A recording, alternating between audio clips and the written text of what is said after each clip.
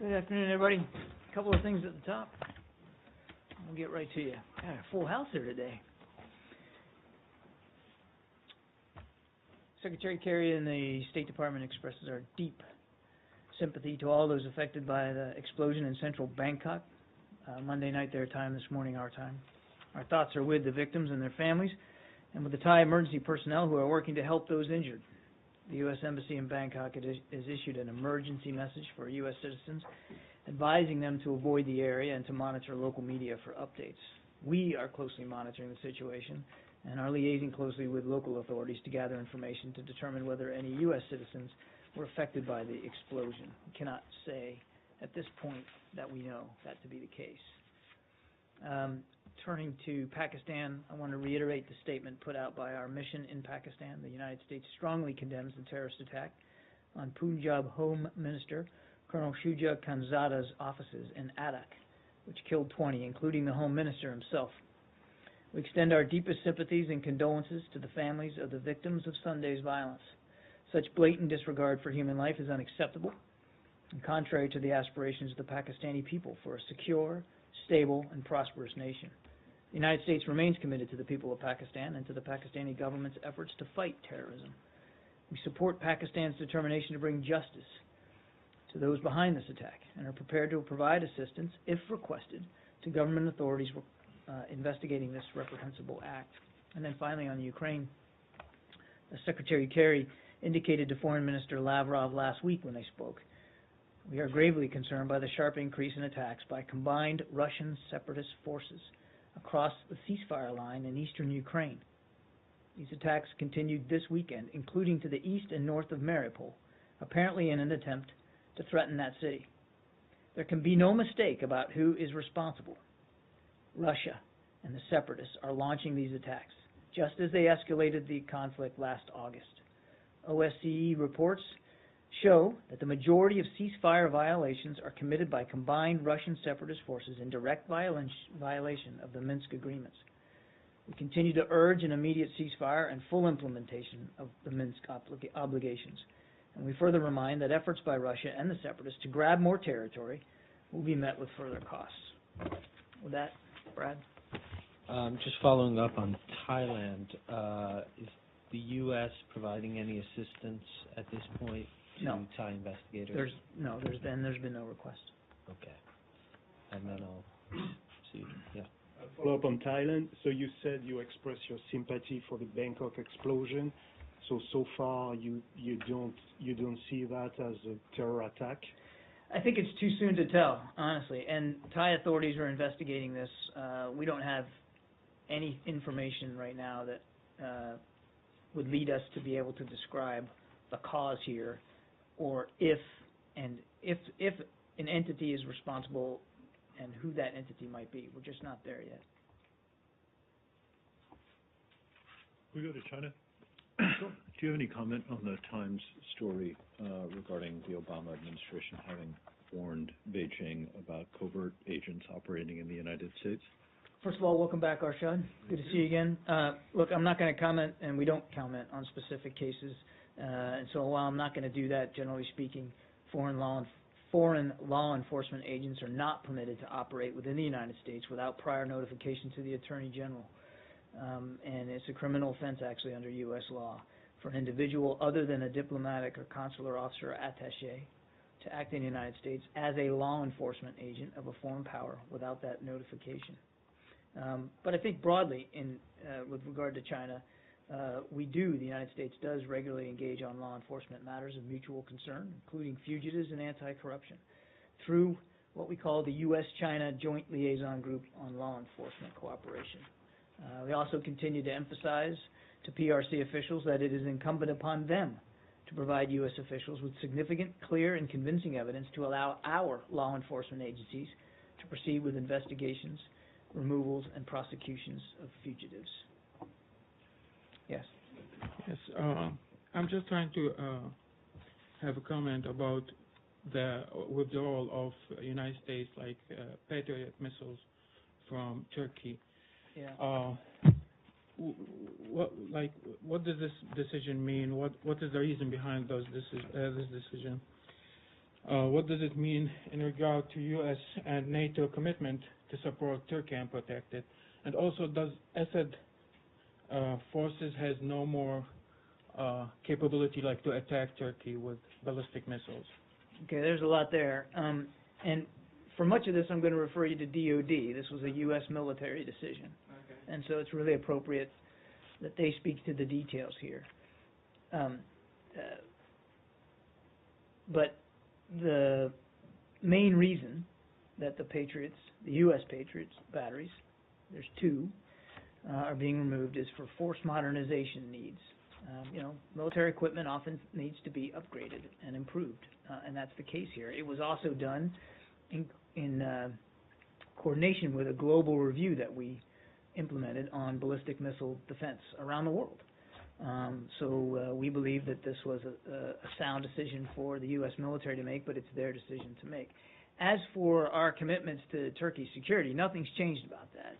Turkey is a NATO ally and a strong partner, particularly in this effort against ISIL. You just saw the last couple of weeks the Turks allowing us to use 3 of their bases to conduct strikes against ISIL in Syria. And again, I'd point you to DOD, but it's my understanding that they are flying manned strikes out of those bases, Incirlik principally, today. So nothing's changed about our commitment to Turkey's security or the commitments that we have through NATO under the alliance in Article 5. Do you still have ships down there to protect Turkey? That's what I understood. Well, right, and I didn't get to your third question. I mean, there are ample ballistic missile defense capabilities in the region, to include from Navy ships at sea. And again, I'd let the Pentagon speak to this with more detail, but there are in the Eastern Med, and has been for quite a few years, permanently stationed ballistic missile defense capable ships, cruisers and destroyers. And again, the Navy would have the latest on that, but nothing's changed about our commitments to security in the region. Nothing's changed about our focus on ballistic missile defense. This was a decision the Pentagon made for force modernization reasons, and we are comfortable here at the State Department that the military, our military, retains the kinds of capabilities in the region to deal with whatever ballistic missile threats would arise. Thank you. Follow-up. Sure. Does this mean that you think that the Syrian regime's capacities have changed? Well, I'm not going to get in. in. No longer think that they can.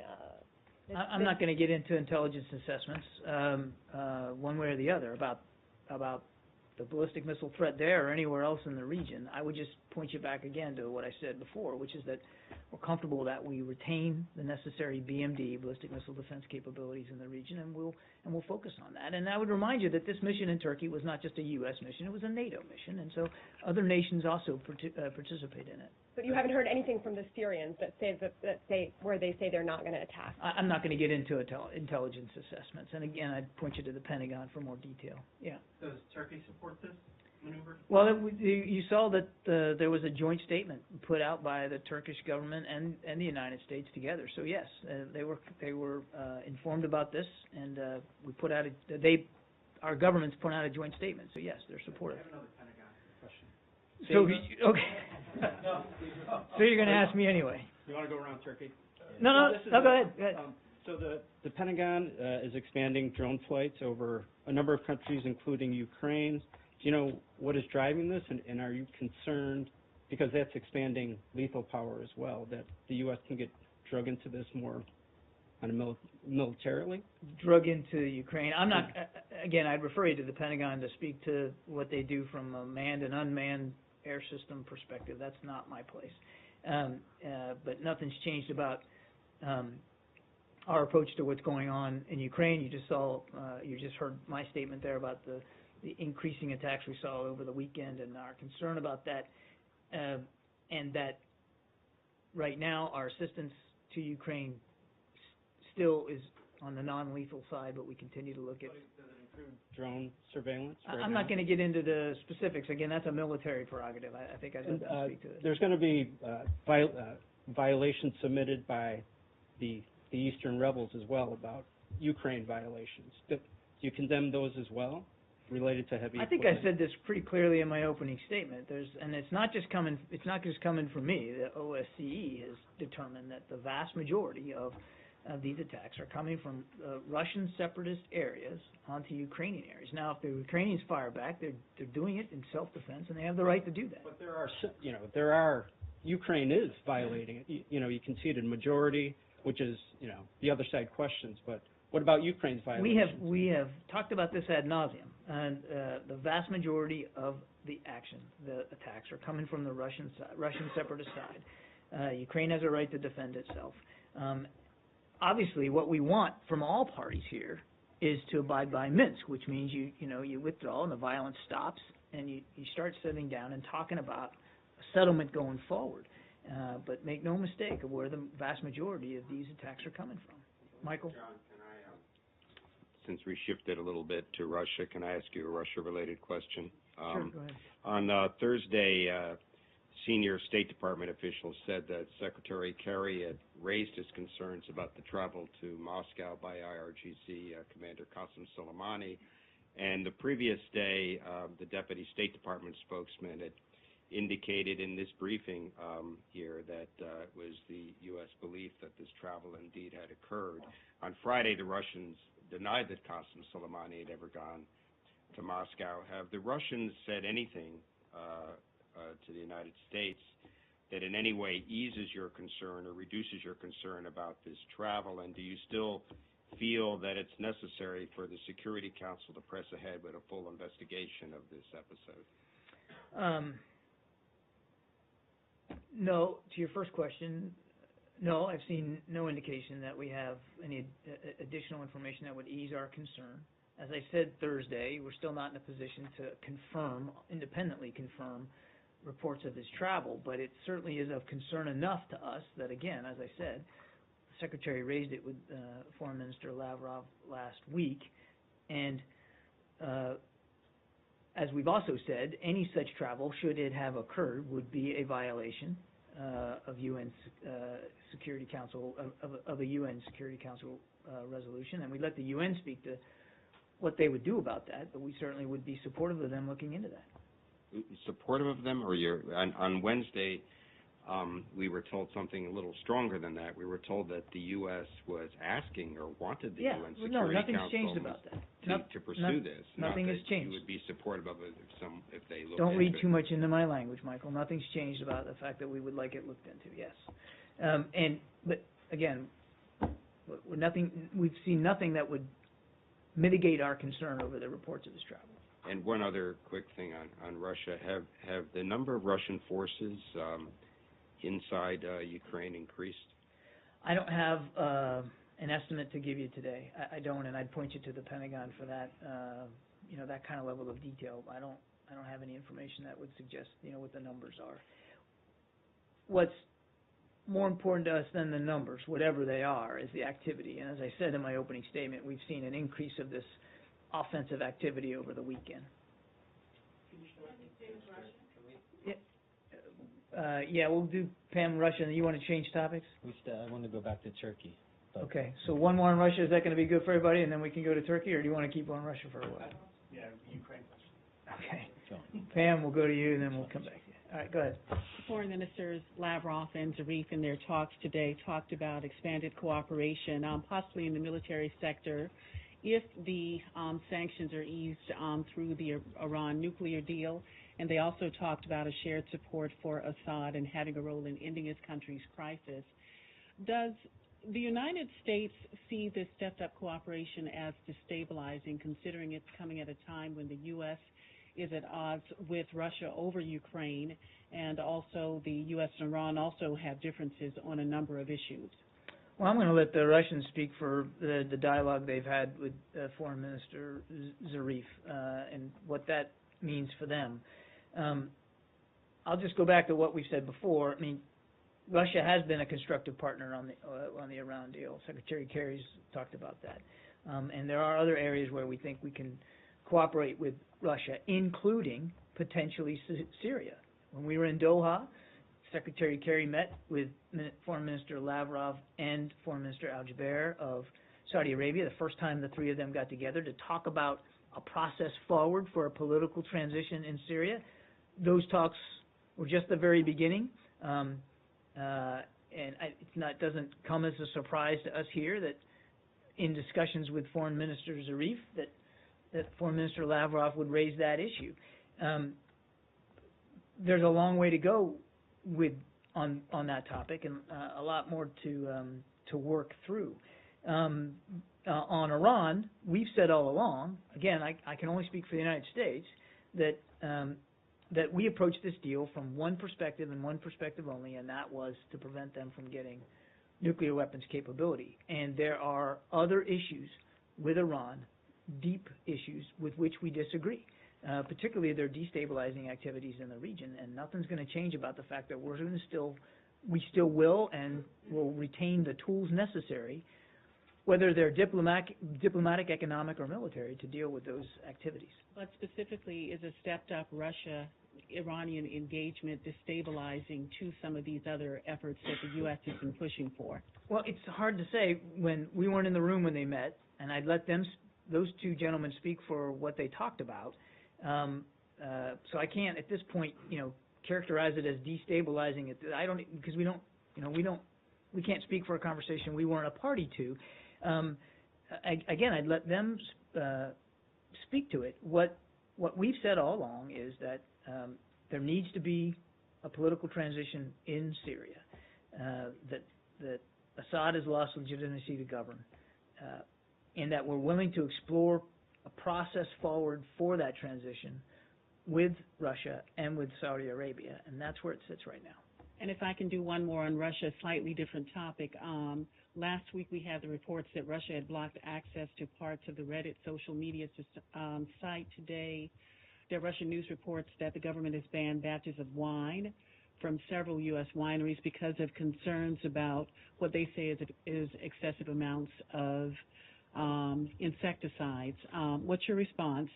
And does this appear to be a trend to ban anything American? You have to talk to officials in Moscow, Pam. I can't speak for decisions they're making about with respect to imports into their country and why they're making that. That's really not a question for us. Is there concern that there may be a broader effort behind these actions? Again, these are, if they're in fact true, they're economic decisions that the government in Moscow is making, and I would let them speak to the reasons behind that.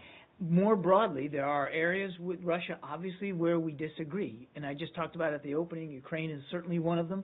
There are areas where we can and have cooperated with Russia, like on the Iran deal, and potentially maybe on Syria. So, it's a complex relationship. But as for their reasons for doing this, I would let them speak to that. Yeah, back here. With ARD German television. Concerning support to Ukraine, the Ukrainian press, citing Ukrainian Parliament Committee on Foreign Affairs, reports that the United States will allocate $500 million for training of Ukrainian National Guard and armed forces. What's your response to that? And can you clarify the total amount of funding the U.S. has provided to the Ukrainian armed forces?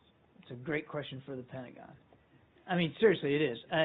We've talked about this National Guard training before, but it's really it's really a DoD equity to speak to, and it is just National Guard training for internal security.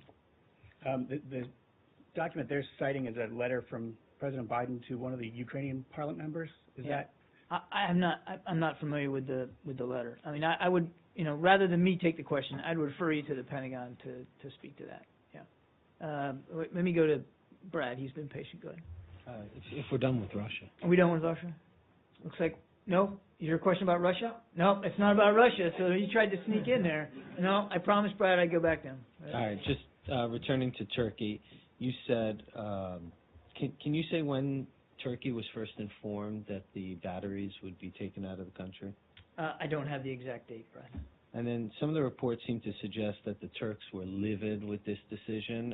Is that something that people in this building have registered? We would not characterize their reaction that way. And have you had any, noticed any effects on the Incirlik operation or the joint mission as a result of this decision to take the batteries out of Turkey? None whatsoever.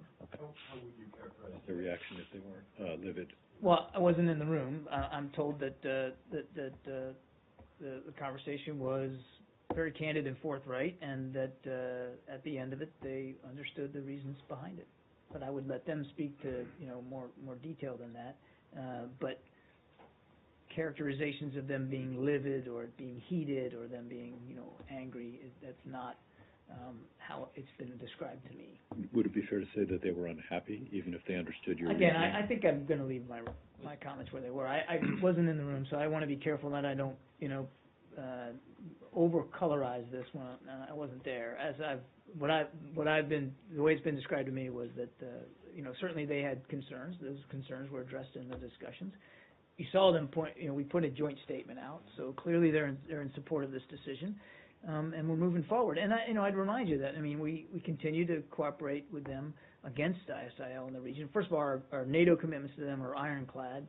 Secondly, their membership in the coalition also is ironclad in terms of the kind of the support that they're giving the coalition to continue to fly strikes against ISIL. And as I said, again, I'd point you to the Pentagon, but as my understanding is that manned strikes are being flown out of Incirlik, even as recently as today. Without saying when they were first informed, can you give a sense of how long this decision has been in the process? Have you been having discussions for weeks or months about this? Has this come up at NATO as well as bilaterally? Can you give just some sense that was this a surprise, or had this been a long time in cooking? What I know is that this decision has been long planned. You don't make forced modernization decisions in a vacuum, and you don't do it at the spur of the moment. How long, Brad? I'd have to point you to the Pentagon. Again, this was a U.S. military decision.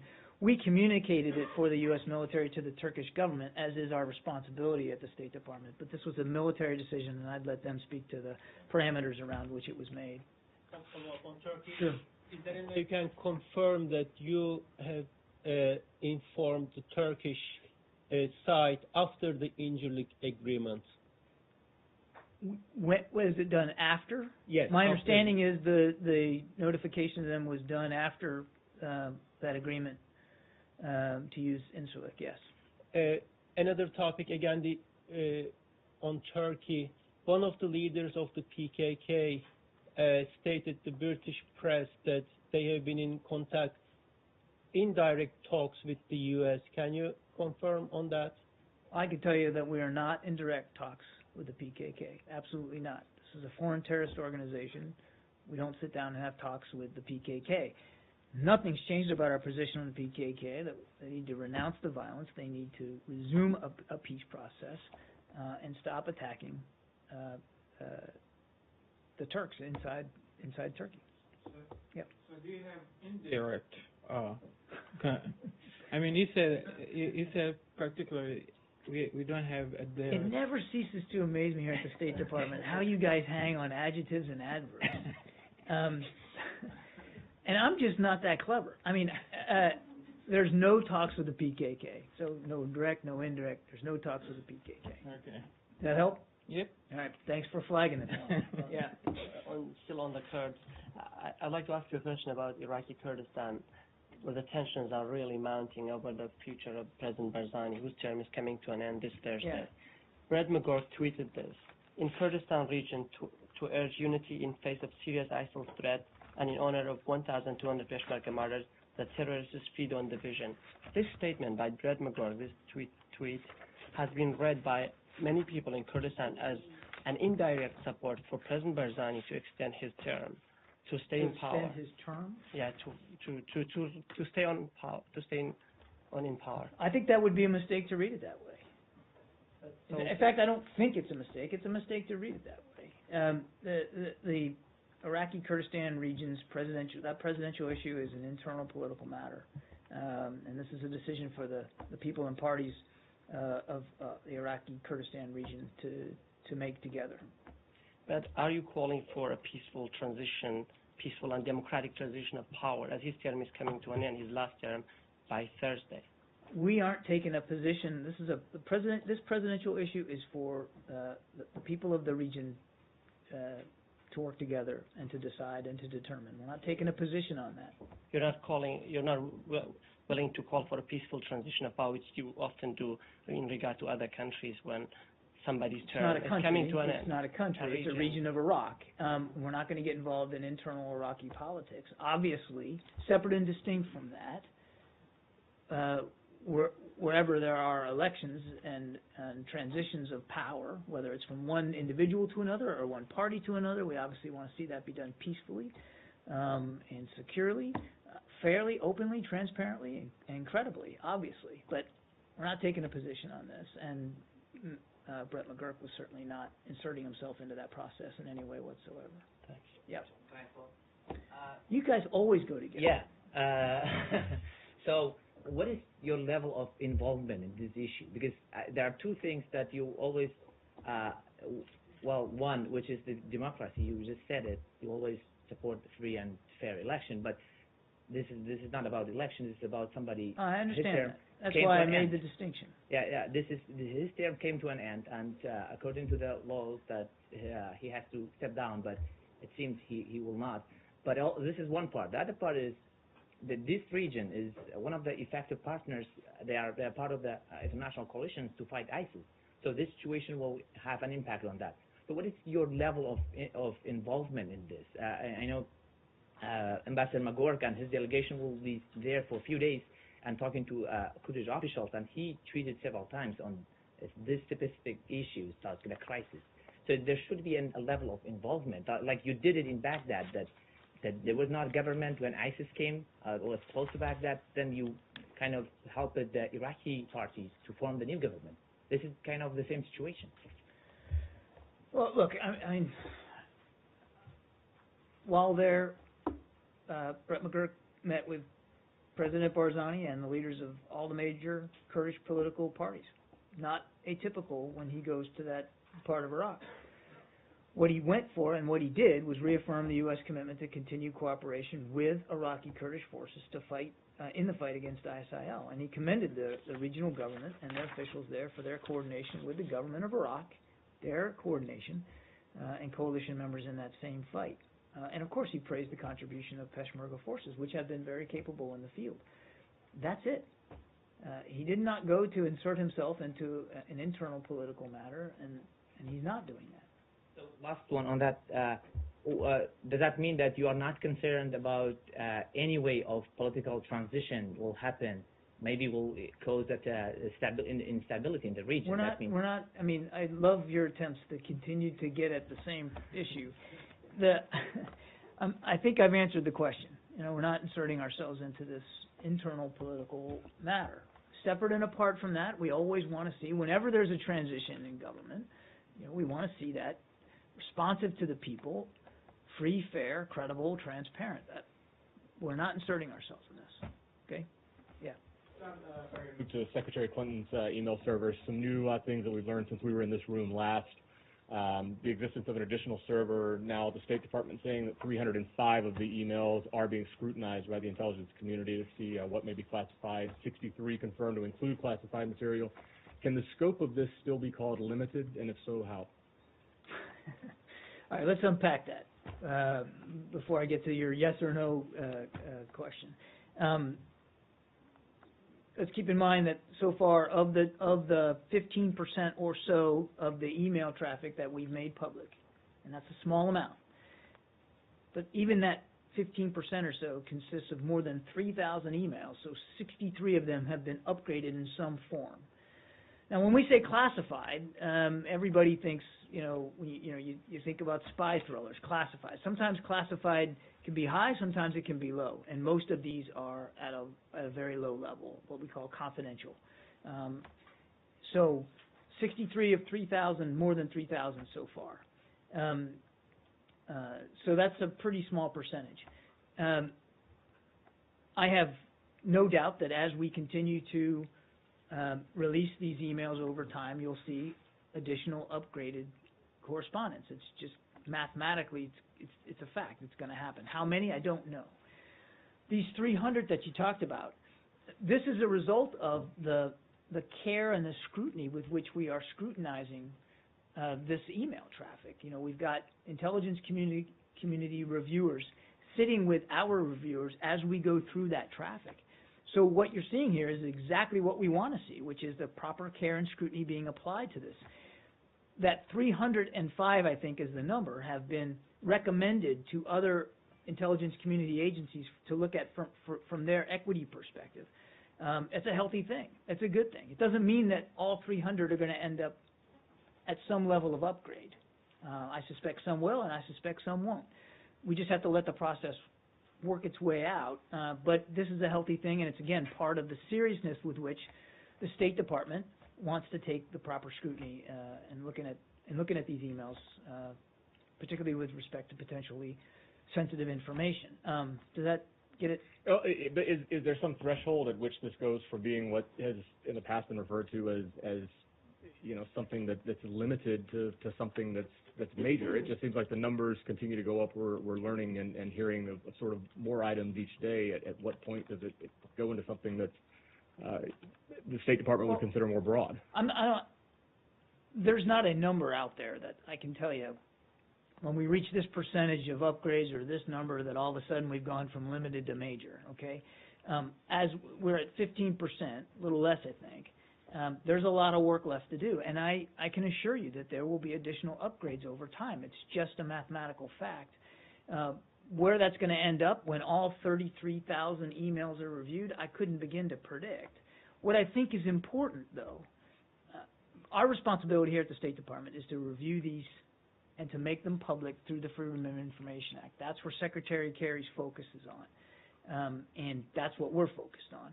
And what I think you're seeing here is testament to the fact that we're taking this very seriously, and we're doing it deliberately and in a measured way, and we're not going to shy away of making an upgrade recommendation if that's in fact what has to happen. So I think we're just going to have to see where we are at the end of this. I couldn't possibly begin to anticipate, you know, what the level's going to be and how one would characterize that. Two quick as much follows as I on know it. you guys love adjectives. Two quick follows on it. Have all of Secretary Clinton's and her associates' devices that were tied to the email server been certified as secured by the State Department? I'm not aware of any such certification on that, and I would refer you to former Secretary Clinton and her staff. And then lastly, has the FBI reached out to the State Department seeking any of those devices? I have to let me take that question. I'm not aware of that, but I'll take that for you. Thank you. John, a follow-up on that. Yeah, sure. You noted that most of the 63 emails whose classification were upgraded to the status of confidential. Correct. Which is the low level or the lowest level? The lowest level of classification. Yeah. Shouldn't information that is confidential, even if it is the lowest level of classification, be treated with appropriate safeguards so as to prevent its dissemination outside of the U.S. government? Yes, of course. So why does the fact that it was low-level classified somehow change the fact that it is information that should be kept inside the circle of the government? It doesn't. Okay. And I didn't imply that. Okay. And if it's the case, as you suggest, that mathematically there are going to be more emails that are upgraded to confidential or some higher level of classification, why shouldn't the State Department's policies be such so as to prevent classified information of any sort from being transmitted on non-secured, non-government devices? We do have such policies in place. But you didn't, I think, at the time, correct? No. There was no prohibition at the time for former Secretary Clinton to use a personal email account at the time. Now, that policy has changed. But there has always been, in the Federal Service, very strict regulations and policies about the handling of sensitive and or classified information, and that That hasn't changed at What, all. what I don't understand, though, is that there is this big gap or big potential loophole in that at the time, Secretary Clinton was permitted to transmit information on a non-government, non-secured system. That information could subsequently be, even if it was not classified in the first place, could subsequently be upgraded to some level of classification. And therefore, you leave a large loophole for the possibility that classified information gets transmitted on non-secure, non-government systems, and you only realize after the fact, when you go through the scrutiny that you're doing now, that in fact classified information has been transmitted in a non-secure, non-secured, non-governmental fashion. Do you agree that that is a loophole? No, I don't, actually, Arshad. I mean, Why isn't it a loophole? well, let me explain. There was no prohibition at the time of using a personal email account. Whether it's a personal email account or it's your state.gov email account on the unclassified network, the rules are the same. You're not supposed to transmit sensitive and classified information. That's the rule. You're just not supposed to do that. That they have regulations and policies in place about that. And it doesn't matter whether I'm, emailing you from my Yahoo account or from my state.gov. The rules are pretty clear about what I can and can't transmit on an unclassified. So there's no loophole there. There's no change. There was no prohibition against the use of that personal email. But there always is an umbrella of prohibitions against the transmission of sensitive and classified information over those accounts. We've said before that as we've done this review, certain of that correspondence has been now retroactively upgraded because we have intelligence community reviewers looking at it and making those decisions. And those decisions are tough to get at because sometimes information changes over time. Most of the time, information declassifies over time. There are occasions, rare, but when you might want to retroactively say, well, that's now sensitive, or maybe it was sensitive at the time, but it wasn't marked so, and so that the receiver or sender didn't realize at the time. That's also possible. There's lots that go into this. What I want to stress is that we're taking this very, very seriously, and we're moving forward very deliberately about this. And I think it stands to reason that over time, as we get through 30,000 more, we've released 3,000, so there's a large amount left to go, that it's certainly feasible to expect that there will be future upgrades. It also doesn't mean, at least not at this point in the review, we haven't seen any indication that anybody did it willfully or negligently, that people knew at the time that they were transmitting, and that it was sent to former Secretary Clinton or anybody else on our staff doesn't mean that they solicited that sensitive information or that the sender meant to put sensitive information out there at the time. It's just not as cut and dry as I think everybody would like it to be at this point. We've still got a long way to go. The other thing that I think is important to keep in mind, and as I say this, I'm making no excuses whatsoever for any transmission of sensitive information, but this State Department is an outward-facing institution of the United States government.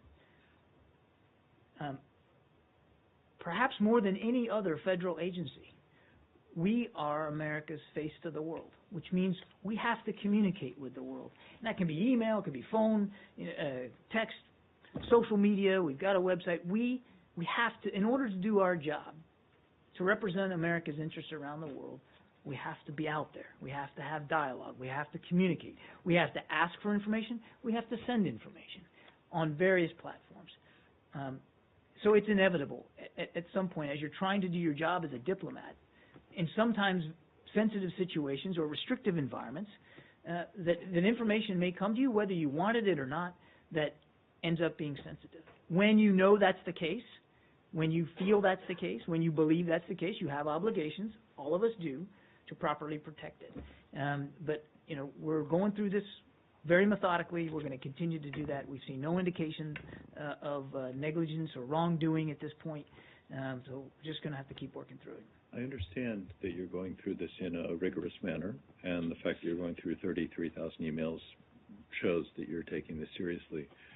I'm interested more in the institutional question of whether there were, and indeed now are, proper policies in place so as to prevent the transmission of, you use the word sensitive or classified, And/or, I think, yeah. and/or, yeah.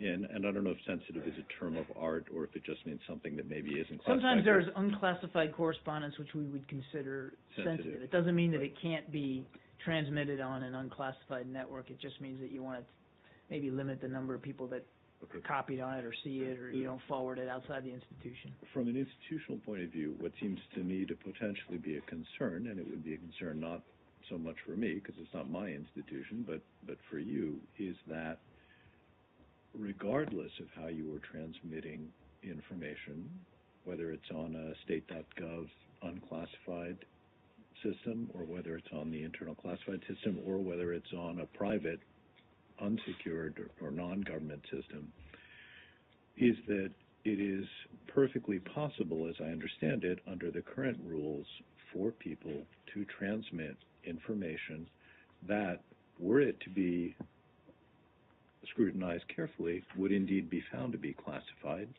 even if it's the lowest level of classification, and that therefore you have a fairly significant loophole under which your employees may discuss and transmit information that if somebody actually looked at it carefully, as you're doing now, would be deemed to be classified. Does that not seem to you to be a concern? Well, yes and no. Yes, we're always concerned about the proper security and safeguarding of sensitive and classified information. But essentially, back to your loophole question, no, the responsibilities of a federal employee, and I come from 30 years in the Navy, and I mean, this is something that's drummed into you from the moment you raise your right hand. The responsibilities of a federal employee to protect sensitive information, whether it's classified or not, is absolute. And if you may not be the sender, you may not be the originator, but if you're a recipient of it, and you know you are, and sometimes it's hard to know. You know, in the very fast-paced, dynamic world that we're living in, whether it's from a military security perspective or diplomacy, but sometimes it's hard to know at the moment you're in. But if you do know, or if you have a reason to suspect, boy, I just got an email that's got some sensitive information in here. There are steps in place. There's procedures. We're all trained on them on how to deal with that. You know, you alert the IT folks, you alert the security folks, you do what you have to do. Sometimes it's easy, and sometimes it's not so easy to know where that line is.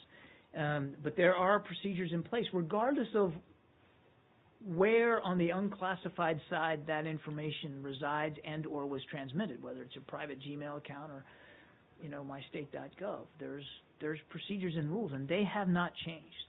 Like I said, I've been at this now for 3 decades, and I can tell you that they're the same. It's the one thing that's absolutely certain as you take on a job in the federal government. The point here, though, is that there are at least 63 instances in which information that was not just sensitive but retroactively judged to be classified was transmitted on a non-secured, non-government system. And I don't understand why that would not be troubling. I didn't say that it's not troubling. What I said was that we not seen any indications at this point that anybody committed willful wrongdoing in it. But obviously, we're always concerned when there's any indication that, for whatever reason, potentially sensitive information was not properly safeguarded at the time. Obviously, that's a concern. I mean, it's such a concern that Secretary Kerry, back in, I think it was December, I can check that, I think it was in December, asked the State Department Inspector General to do exactly that, Arshad, to go look at our communication practices here, particularly on email, and to determine what, if anything, we need to be doing better on a spate of issues. But one of them was the protection of sensitive information. And in fact, he asked to meet with the IG just a few weeks ago to get an update on how that process is going. I mean, he's very closely monitoring that. So just to ask it very simply, is it troubling? Is what troubling? Is it troubling to you that in 63 cases, information that was subsequently judged to be classified was disseminated on a non-secured and non-government system? What I would say is we take that very seriously, as we should. Can I just ask a couple factual questions? 63, 305, were these all passively received by Secretary Clinton and none sent by her? I do not have the details on that, Brad. I don't know. Do you know if any were sent by her? I don't know. And then if something is received and not sent on, yep. How would you know? How do you know if proper procedures were taken by the recipient? Well, again, How do you know if they read it, for example, or read that sentence, or, I mean, can you? It's hard to know, Brad. I mean, every individual has responsibilities on their own to deal with sensitive information when they're in receipt of it. And as I said, there's procedures for how you handle that. Certainly if it's self-evident that the information that you're getting is of a classified nature or sensitive nature. I mean, the employees, they're trained. We have procedures in place for how to deal with that. But how am I going to know, or how is any manager going to know at any given time that one of his employees or subordinates is doing it right?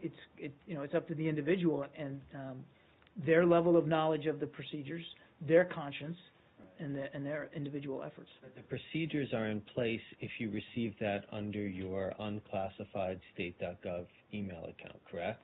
Right. It's even incumbent upon you on your classified networks. Not all your classified networks are cleared for the same level of information. So, for instance, if you're working on, a secret level network and you believe you're getting information on that is higher than that level, you still have the same obligations. But if you have your own private email account on your own private email server, it must be harder than to contact IT folks about a server, the existence of which they don't even know, let alone the details of which they don't even know, in order to somehow properly protect. So do you understand the question? If the IT folks and the people in the building responsible for that don't even know about your server, let alone how to deal with your server, how could they possibly be expected to protect classified information off of it? I can't speak to knowledge of the server. And that wouldn't be my place to do that. I would refer you, again, to former Secretary Clinton and her staff on that. What I would tell you is that, to my answer to Arshad, the obligations that are set upon a federal employee about the protection of sensitive and classified information are the same no matter where you are, and they are the same no matter on what network you receive information that you don't believe is properly being transmitted or properly being safeguarded. It doesn't matter whether it's your private account or your work account. And again, we now have procedures here at the State Department that require all work to be done on the state.gov. But I think what he was getting at, and it's what I'm trying to get at too, is that you don't control the server if it's not a government server. No, we don't. So you may have procedures, but you can't eliminate or secure that information to the same degree you can when you can hide it. But the responsibilities of the employee don't change. So, for instance, if I were to get or receive sensitive information on my private email account that's related to, well, it doesn't matter what it's related to, but let's assume it's related to work. I have a responsibility to report that and to take the proper steps to the degree that I can. It's difficult to do in the cyber environment to completely erase something, but at least you need to alert somebody to it and take the proper steps. I mean, everybody has those shared responsibilities. One quick follow-up. Yeah, sure. That's like a 20 minutes wait. You can't take it. I know, but we got on the email thing, and I I will get, I promise I'll get to you. Is this related to email? Yeah, I'll be brief. Given that former Secretary Clinton's, the tenor of her public statements on this issue have been to sort of suggest that it's hyped out of proportion or not exactly, a matter of grave public interest, does it concern you that she doesn't take it as seriously as you just suggested the State Department does? I'm not going to characterize or speak for former Secretary Clinton or her views of this. Our interactions with her staff to date have indicated to us that they are taking the matter seriously and are trying to be cooperative. But beyond that, I'm not going to talk about. I'm not going to get into, characterizing what or how she's talking about it. What I can tell you is our interactions with her staff have been professional, and I have every reason to believe that they will continue to be. Sure. But I wasn't asking you to characterize her position. I was asking you to say whether you are concerned by the public statements she's made, which suggests that she thinks that this. I'm not going to get into a discussion or a debate about rhetoric, particularly in the campaign season. Our focus, Secretary Kerry's focus, is on making sure that we meet the court-ordered public. You know what I mean? Court order. I'm losing my words here, but we have a court-ordered process to make public these documents through the Freedom of Information Act. His focus is on making sure that we meet those goals and that we do it properly in a methodical, measured way, and that's what we're focused on. And the interactions that we've had with former Secretary Clinton's staff in that regard have been professional. And I'd leave it at that. Can you take the following question? Can you take the question, were the IT people and the people at the State Department and the other people at the State Department responsible for ensuring that the Secretary's communications are secure, aware of the fact that she was using a private email address on a private server? Yeah, I'll have to look. I don't know what the technical arrangements were at the time, Arshad. So I'll do what I can to see if I can help you with that. John, one quick follow-up to your point about the difficulty in determining what is may not be classified. Is it an accurate statement to say that a cabinet secretary, the Secretary of State, would be in as good of a position or a better position than any state employee to make that determination and have the information with which to make that determination? I think I know where you're trying to get at here. Look, every federal employee has the same responsibilities, and it doesn't matter if you are entrusted with, a position in the federal government and the means to communicate, and this is a outwardly focused agency, as I said. We all have the same responsibilities, and it doesn't matter who you are or where you are in the organization. All those rules, they're written down. They have been implemented over time. They have been proven right over time, and we all have the same obligations. Anything more on emails? Okay, Jenny. Thank you, Mr. Curtis. I just voluntarily 30 minutes. As you know, I have a little bit of military issues. I think you can answer this. You have what? Military issues. That you think I'm going to answer? Yes. So you always say to ask the DOD. As you already know that U.S. and South Korea conduct Freedom Guardian UFG military exercises begin today. In this regard, and today, North Korean Foreign Ministry warns of Second Korean War. Can you comment on this? These exercises have been long planned, and they're exercises we routinely do with our allies in South Korea. You're right, they have started. They're proceeding normally and apace, and we look forward to completing the exercise with them, as we always do. This is about improving alliance capabilities and meeting our security commitments there in the region and on the peninsula, and nothing more than that. Yeah. Two small questions. One with regard to how does the U.S. view the Saudi and Russian nuclear deal? They're reportedly having some sort of a nuclear deal. And secondly, when is the next dialogue process, which was expected to be taken somewhere in the middle of this month between the new Taliban leadership and the government of Pakistan, Afghanistan, and the U.S. Chinese were observers over there? Is there any I don't have any update future- for you on the latter. We were observers and only observers. This is, as we said before, this reconciliation needs to be an Afghan-led process. So I'd point you to the Afghan government for more details about what the next step is, what it looks like, and when it's going to happen. And I'm not aware of.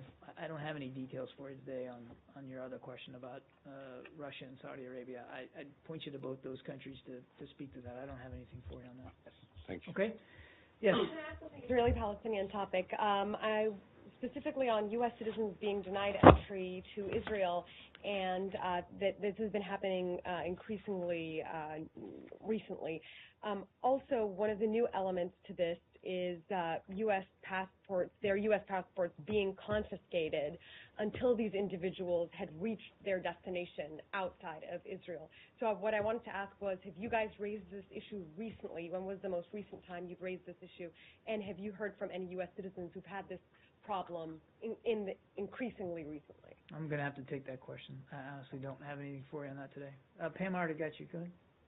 Go ahead. Back in the back. Syria. I'll get back to you. Syria? Yeah. I believe yesterday there was another strike or strikes by the Assad government in Douma, in near Damascus, and the U.S. condemned in the strongest term. Do you think this condemnation is going to prevent Assad causing future massacres with the airstrikes? I think the way I put that is, we've seen, sadly, we've seen no indication that he is willing to stop killing and maiming his own people through various means, whether it's airstrikes or barrel bombs. In this case, many of the killed were teenagers who were working to support their families. So it's just another example of deplorable brutality on his own people, which only further stands as testament to why we believe he's lost legitimacy to govern in Syria, and there needs to be a political transition to a government that is responsive to the hopes and dreams and futures of the Syrian people. But that doesn't mean that we're going to turn a blind eye when he does this stuff. So yeah, we condemned it, and we're going to continue to do that. But it doesn't change the fact that he's lost legitimacy to govern. When we ask about the condemnation, it is mostly, I've been following on social media, it is mostly on sarcastic terms that U.S. condemnation really doesn't do much. So should we just not? Years. Should we just say nothing? Should we just ignore it? I understand that people may, do I expect every word we utter out here to change his behavior? No, of course not. But nor are we going to just ignore it and turn away and not say anything and not speak out against the utter brutality of this man and his regime. So we're going to continue to say things and to speak out. And we're not the only one in the international community that's repulsed by this. We have an obligation to continue to highlight for people who aren't necessarily paying attention, perhaps as much as they should, to what Assad's doing to his own people. And that is why, in addition to speaking out, it's not just about issuing statements. That's why Secretary Kerry is taking this so seriously about trying to help reach a political transition. That's why he met with Foreign Minister Lavrov and Foreign Minister Al-Jubeir in Doha, and then met again with Foreign Minister Lavrov when we were in Kuala Lumpur about many issues, this being one of them. So we're going to continue to to say what needs to be said, but Secretary Kerry is going to continue to do what needs to be done to try to reach a political transition there. So while you have been consulting with the Russians for a long time, there are reports over the weekend that Russia just delivered 6 fighter jets to Damascus. Well, Russia can speak to the arms transfers they're conducting. What we've said is their continued support for the Assad regime has done nothing to help ease the tensions and stop the violence inside Syria. We've been very public about that too. So you don't have any issue with the Russians delivering fighter No, I just jets? said. I just said. I mean, as for what they're delivering and what contract, that's for them to speak to. But we have made it clear that their continued support, whether it's moral or material, in this case material, we continue to say, we continue to make the point that that does nothing to reduce the tensions, it does nothing to stop the violence, and does nothing to encourage what we really want, which is a political transition in Syria, to a government that's responsive to the Syrian people. So if you're asking me, do we have a problem with it? Yes, we do. Last question. Have you known this transfer of fighter jets beforehand? Have you been noticed or warned about There's that? no responsibility for the Russian government to notify us of arms transfers. Pam? Huh? Syria? Yeah. Go ahead. Have you seen the reports or also the statements from the YPG commanders that they have had three or four fighters were injured in Syria, and they have sent them to Turkey for the hospital. Then they have been found under al-Nusra fighters in Syria. So have you seen any of these reports or any Nope. confirmation? Nope. No? Can't help you. Sorry. Pam? Libya, the Okay. Is there any procedures United States can help to stop the barrel bomb or the bombing of civilian? I mean, if there is no United Nations Security Council or anything United States can do. Well, we continue to work with the international community to try to find solutions to stop this violence. Again, what really needs to happen is a political transition because Assad has lost the legitimacy to govern, obviously.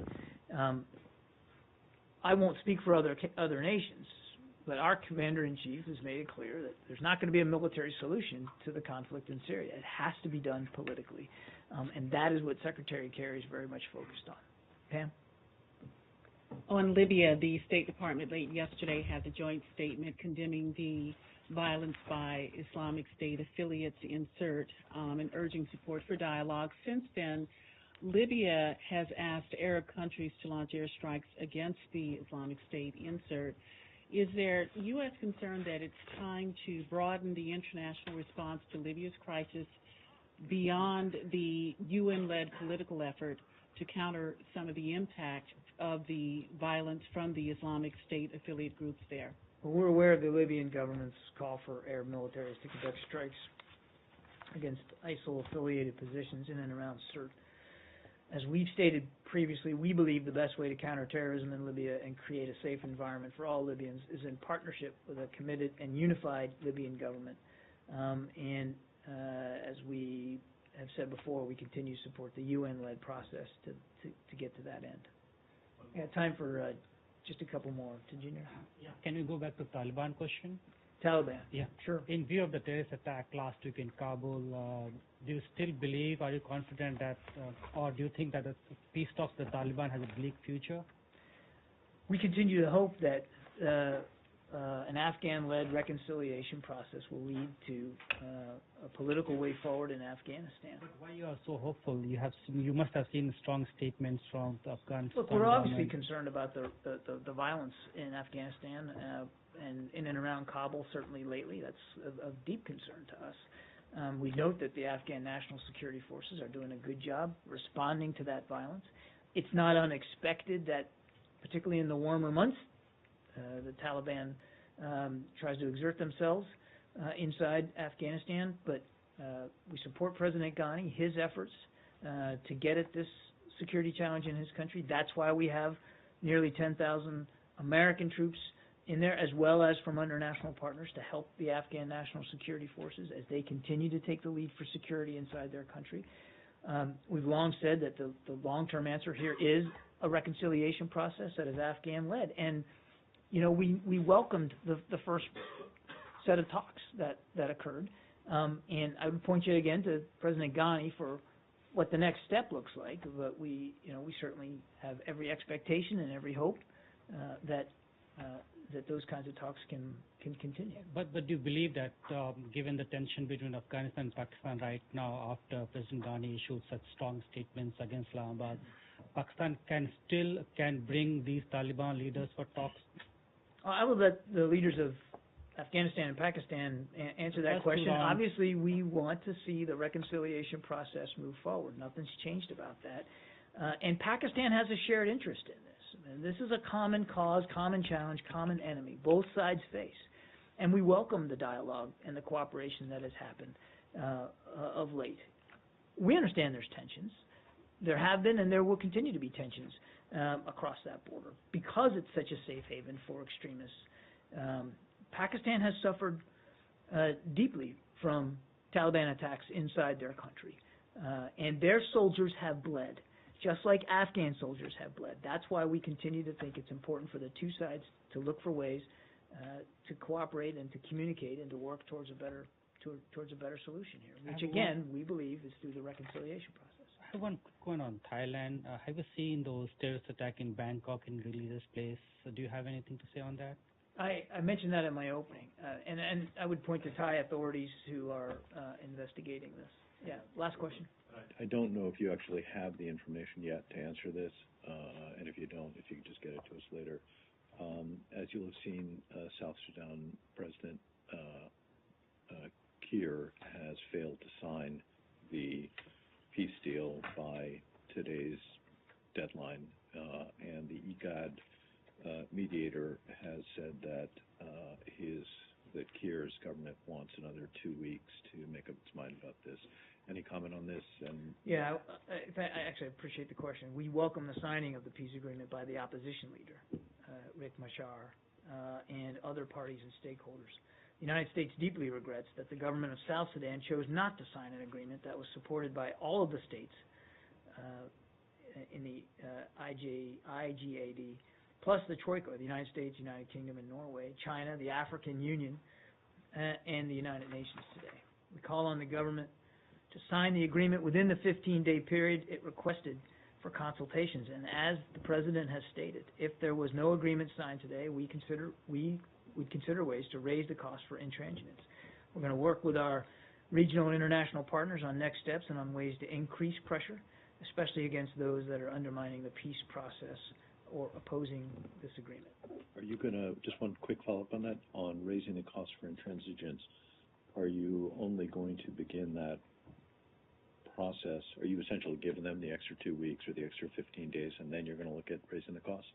I don't want to get into hypotheticals at this point. I'm going to let the statement stand for itself. And IGAD stands for Intergovernmental Agency on Development, right? I think that's right. I didn't have that written down. Thanks, everybody. Appreciate it.